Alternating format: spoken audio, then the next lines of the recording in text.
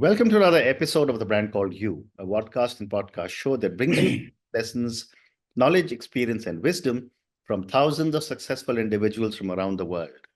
I'm your host, Ashutosh Garg, and today I'm privileged to welcome a very, very highly respected professor from USA, Professor Varghese Mathai. Varghese, welcome to the show. Well, thank you so much, Ashutosh. Thank It's you. so honored to be here. Thank you. Professor Mathai is coming and talking to us for a second time on The Brand Called You. He's a professor of English at the Judson University. He's a Fulbright scholar and the Benjamin P. Brown Chair of Communications at Judson University. He's an author of a book titled Mahakavi K.V. Simon, The Milton of the East. He teaches British poetry and literature of spirituality. And of course, he's published several other papers and books. Some of them include The Malabar Mandate, A Life of Walbrecht Nagel, The Village Maestro, and 100 other stories. So, Varghese, last time when we spoke about a lot of work that you've done in the area of English and English literature. Today, I thought let's talk about Mahakavi K.V. Simon. So my first question for my viewers and listeners is, who was Mahakavi K.V. Simon and why is he referred to as the Milton of the East? Oh, wonderful question. Mahakavi K.V. Simon is a 19th century Kerala poet. He was born in the last decade of the 19th century, died in 1944, barely missing the Second World War. He lived in a kind of a primitive world when you consider the times, before the days of electricity and paved roads, or even a good bus system or train system, mostly covering distances that he traveled by foot. A man of enormous genius with simply such great knowledge that just cannot be exaggerated. Modern scholars rate him like one of those great geniuses of the Western world or any other parts of the world, such as Virgil or Homer or Milton. And we have great reasons to consider him the Milton of the East, because I'm not the first one to coin that phrase. Others also have voiced similar attributes for Simon. Um, Simon grew up in a country environment of Kerala where there was no modern organized education or any of the facilities for that, nor was education at that time particularly popular, even among men. So people would have their basic literacy in what they called colliery, which is a kind of country school in the master's own house compound. And there they would learn at the most to read and write and to put numbers together, and probably some lessons in gymnasium activities. That's about the extent of education. At that time, Simon grew up in this poor country home with an enormous appetite for learning, and in a matter of 2 decades, he mastered so many languages. He knew 12 languages, including Aramaic, Hebrew, Latin, Greek, and Sanskrit. Is one of the finest stars of Sanskrit learning also. He knew every Indian language and he was able to write in them and also translate into them. And he never left his home village, but he had conversed with, corresponded with, and had active conversations and study searches with a lot of Westerners at that time. Uh, uh, just a brilliant man. He's the author of 30 prose books and So, a what would you say were some of his notable works? He is, we call him the Milton of, I was tempted to call him the Milton of the East, because whatever Milton was in England, Simon, K.V. Simon was in India. Both Milton and Simon were autodidacts, as you know. They were able to learn on their own, unassisted by any teacher. So they were their own teachers. So we call them autodidacts. And he uh, he was polyglot. He was a polyglot, as I just now mentioned, knowing so many languages. Some say he knew 17 languages, but I can tend to be on the conservative titers side. 12 languages for sure. We have evidence of the heavy use of those languages in his writings. Both Milton and Simon were reform stars. You know, we hear about two words in the Western world, the Renaissance and the Reformation. Actually, these are parallel streams originating from pretty much the same source, because whoever led education in the Western world was all the clergy. You know, it was monks and clergymen who maintained libraries and started schools and extended cathedral schools, which later developed into universities. And that's the case across the board, all over Europe. So among them, you have people like Zwingli and Calvin and Tyndale and John Knox and all of them. These were all people attached to universities, but they were primarily clergymen, people like Erasmus and Thomas More and so on, all of them. They are all Renaissance people. Now, uh, but the main emphasis of these Renaissance people was to bring forth enlightenment into the church, into the medieval church. There was really no difference between church and society in those days. It was both were flowing together. Both were coterminous, and so uh, we say John Knox was John Knox or Zwingli or Luther. These were all the morning stars of Reformation. Well, let us say, well, Simon was exactly the same thing in Kerala. Now, when Milton went about talking about changes and a return to the apostolic model of the church, let me rephrase it. Milton said, if you want to have true, unadulterated, original, pristine Christianity, go back to the Bible times. Let us take out the first century Christianity as it is, which is so full of the wisdom, knowledge, and power of the scriptures, as it was among the Jewish people. You know, the rabbis gave the pure knowledge by the interpretation of the scriptures and so on. So let us go back to the first century and that call for the return of the original cradle times of the faith. That's Reformation. Let's go back to that time. Now, whatever these men, whatever Milton did in England, Simon did in Kerala. What did Milton do? Milton wrote great classics. You know, he wrote The Paradise Lost. Well, Simon wrote Vedaviharam. Vedaviharam is a poetic rendition of the book of Genesis, which is the first book in the Bible. Simon was approached by the newspaper bearer in K.C. Maman Maplo. He asked Simon, why don't you write a great classical work like Erudite Ramayana? Why don't you write a Bible story in verse? And within a matter of 1 year, Simon composed the complete poetic rendition of the book of Genesis as both a creative and as the original rendition of that book in 14 different Dravidian meters, like a symphonic movement, a wonderful book, which is easily equated with. Which is easily equated with Milton's Paradise Lost. So we have one comparison there. Now, uh, Milton said, forget all these churches that are popping up all over. Well, let us go back to the original model and we will be what you call nonconformist. As you know, Milton was a nonconformist. The Indian word for that would be Viyojita in Sanskrit.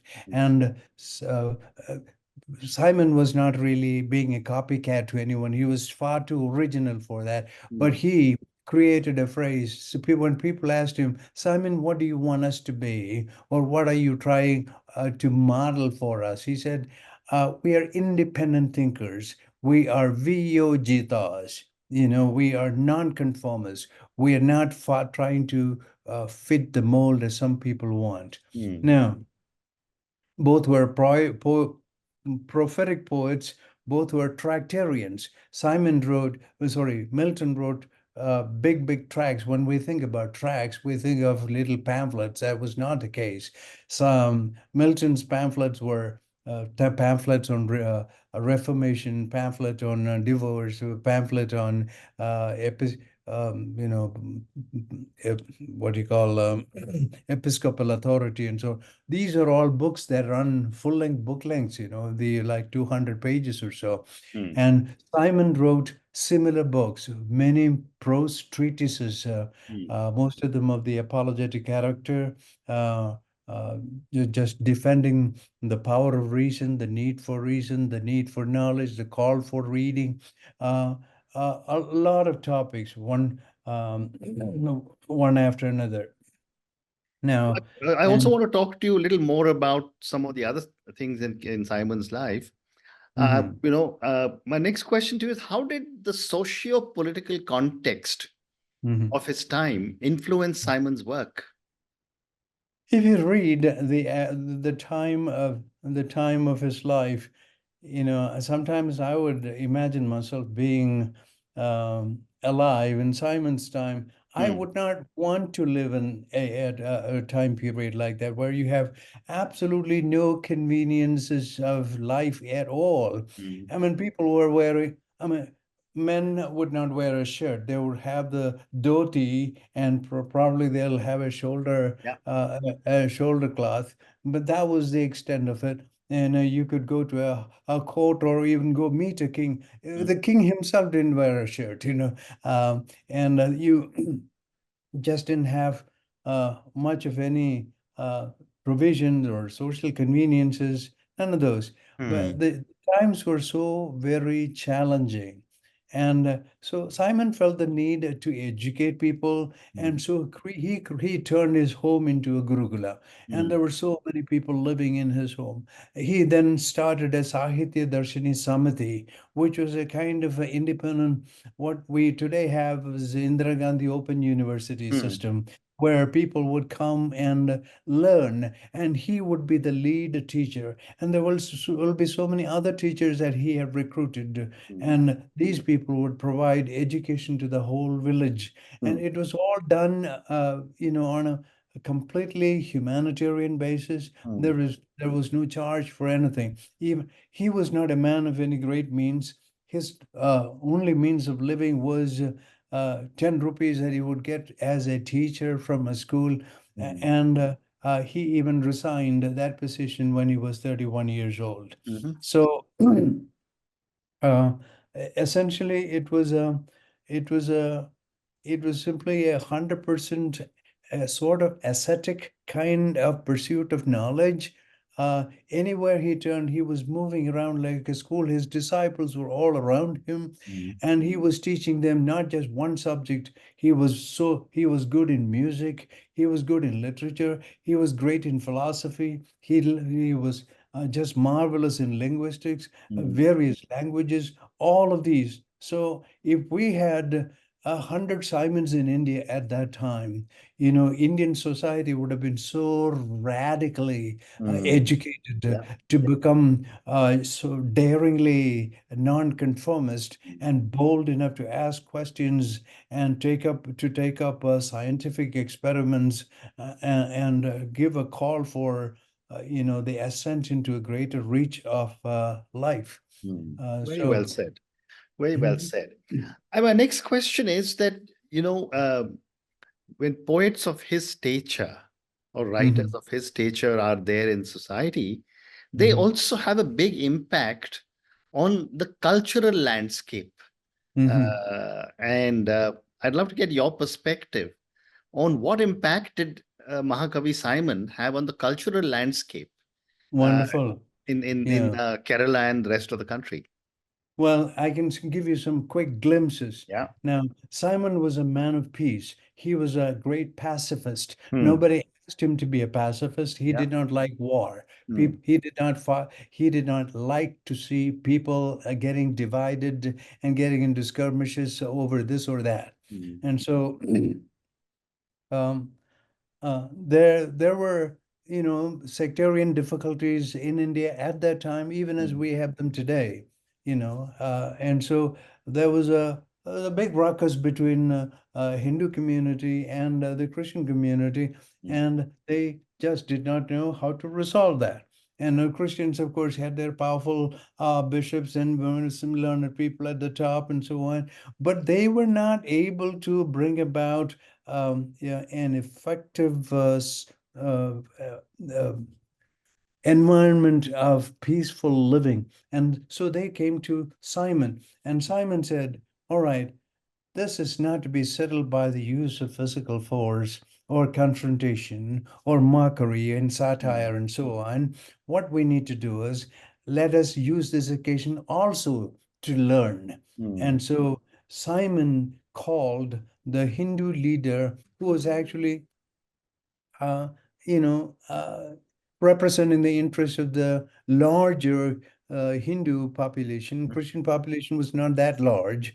20% of Kerala is what you call Syrian Christian. And if I start explaining what Syrian Christian is, we'll kill the rest of the time. So, Absolutely. so uh, he called Agamananda, Swami Agamananda, who was the leader, who was an educated man.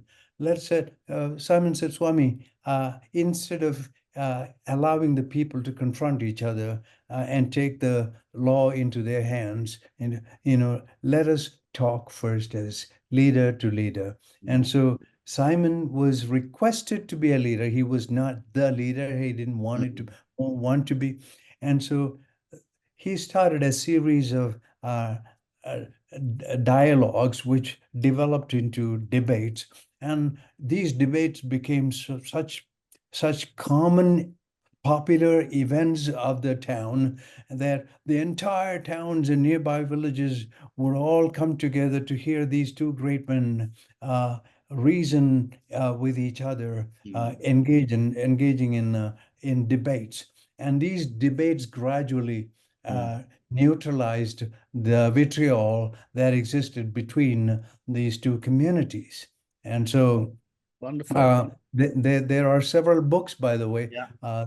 There's a series of volumes called Satya Pragashini that Simon wrote that provides samples of the transcripts of the debates between Simon and Agamananda. And Wonderful. there is another part to answer your question about Simon's influence or the society, and that is Simon had great following. They were not just following; they themselves were becoming Simons.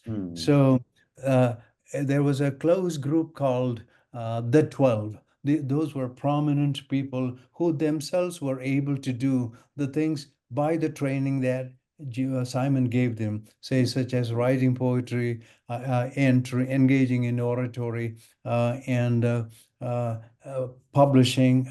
Simon started so many publications, and he himself was the chief editor of Interesting. them. Yeah. So, Varghese, I also wanted to ask you, that you have done a lot of research on Simon. Mhm. How has writing your book Mhm. uh, impacted you personally and professionally? And how has your perception of Mahakavi Simon changed over time? Ah, my perception, my first of all, I'm grateful for the discovery, the discovery, as this is like Keats writing about Elgin marbles. We all have our moments of discovery of Yeah. certain things, and for me, the private discovery of K.V. I never knew Simon at all.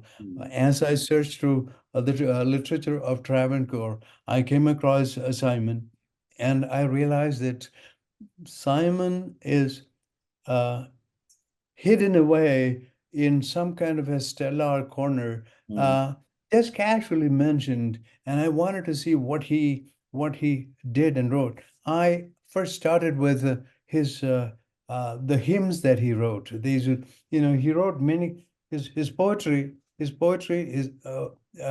started. With a very rich and early blossom. He wrote lyrics and narratives, odes, sequence poems, pastoral poems, celebratory poems, wedding songs, bhajans, satires, didactic or wisdom verse, and translations, and so on, so many. we have 300 of them, and some of them are like canto poems, which themselves run into, multiple pages. He has given his own intellectual biography in a poem called My Library, which is 5 pages talking about the collections of books that he has in his library, how each individual writer of the Western world or the Middle East has contributed to his own intellectual development. And among them, he also gives special credit to Rabindranath Tagore and Booker T. Washington and John Milton. So the reference to Milton is not just accidental. Interesting. He has read all of the poems of Milton, and has even translated some of them. He has given new renditions of some of Milton's poems in Malayalam. But if we take a section by section study of Paradise Lost of Milton and Veda Viharam of K.V. Simon, we will see the brilliance of the geniuses of these two men Fantastic. Fantastic. easily matched. Yeah. Wonderful. So I have time for two more questions for you. My next Yeah. question is, how is Mahakavi Simon's legacy preserved today? And of course, your book itself preserves a lot of his legacy. But how is his legacy preserved today in India and maybe the world? Thank you. In 1983, there was a centenary celebration of Simon's achievements. Of course, by then, Simon had been dead for more than 4 decades, but the state government took up, in 1983, Mhm. just about all the leading literary critics who just had any voice at all. They all came together, about 35, 40 of them, and each one wrote articles explaining why the Simon legacy has to be preserved, promoted, and widely made known, and so on. And there, some people proposed creating a Simon Museum. Mhm. Some people said a variorum edition of all his works, and so Simon works are being still being printed. So that is something going for him that other poets can't claim to have. Okay. See, I was standing at a conference place once, and all of a sudden a truck arrived and unloaded several boxes of books, and I looked and I saw that it was the fourth edition of Simon's Veda Viharam, and I was just standing there, Ashutosh, I'm telling you, in about 25-30 minutes all of those books were completely gone. they Wow. were they were all sold out. Mm. And I saw some people coming afterwards, and they could not be given a copy. Mm. So it Mm. is that fast it moves. Yeah. And Yeah. some of his works are out of print, but now his family, a grandson, I believe, has created a new website and has uploaded all of his available works in digital form. So it is there. So That's that's being done. wonderful. That's a Yeah. fantastic thing to hear, Mhm, that his work is being preserved. And my last mhm, question to you, mhm, given the amount of work that you've done on Mahakavi Simon's, what would you say is a message mhm, today's generation should take back from the life and mhm. work of Mahakavi Simon? First of all, thank you. First of all, Simon is so very fortunate that a lot of the contemporaries of Simon have uh, been pretty much gone into permanent obscurity, Mm. uh, as nothing more than an incidental footnotes Right. in literary history.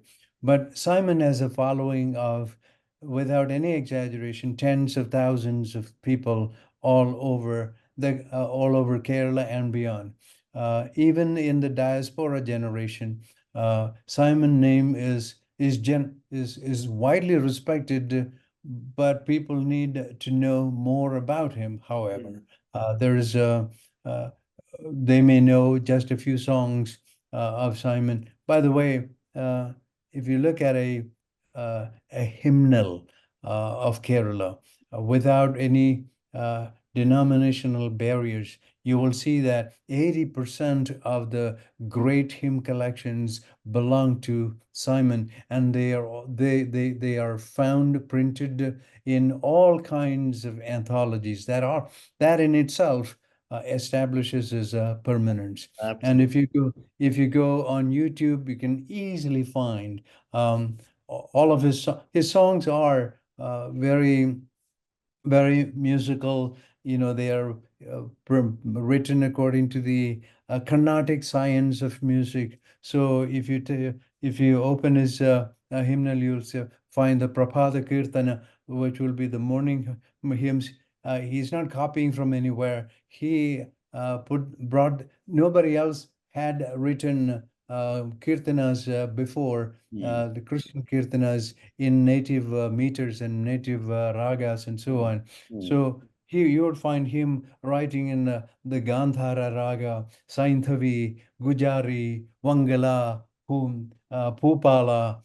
If it's a noontime, Kalyana raga, Gauri raga, Kedar raga. If it is a later time, Shankarabharana, Valahamsa, Saveri. He's so well versed. He was a musician too, by the way. And mm. so he would train his disciples to be singers, to be orators, to be editors, somewhat like, I don't know if you know this man's name, the Middle Eastern second century man. His name is spelled Origen, Origin, Mhm. or and he was like a scholarly foundation, was surrounded by disciples, and Simon was like that. Mm. And these people were taking dictations from him constantly and putting them in the form of books.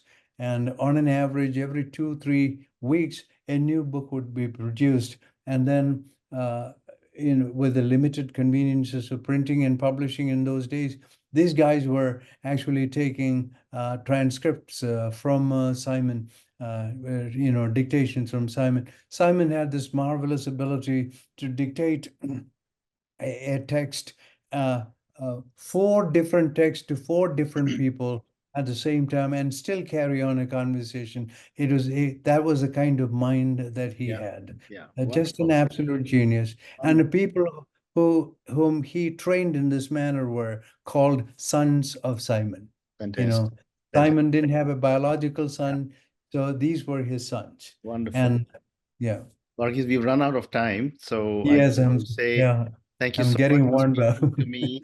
Thank you so much for speaking to me about your book, Mahakavi K.V. Simon, the Middle Milton of the East, which really Yeah, led us into an I amazing have. conversation. Yeah, Thank you. yeah, yeah, Which led us to an amazing conversation on yeah. Simon and all the amazing work that he has done. And people like him are, live on for posterity. And I think your book has helped to do that.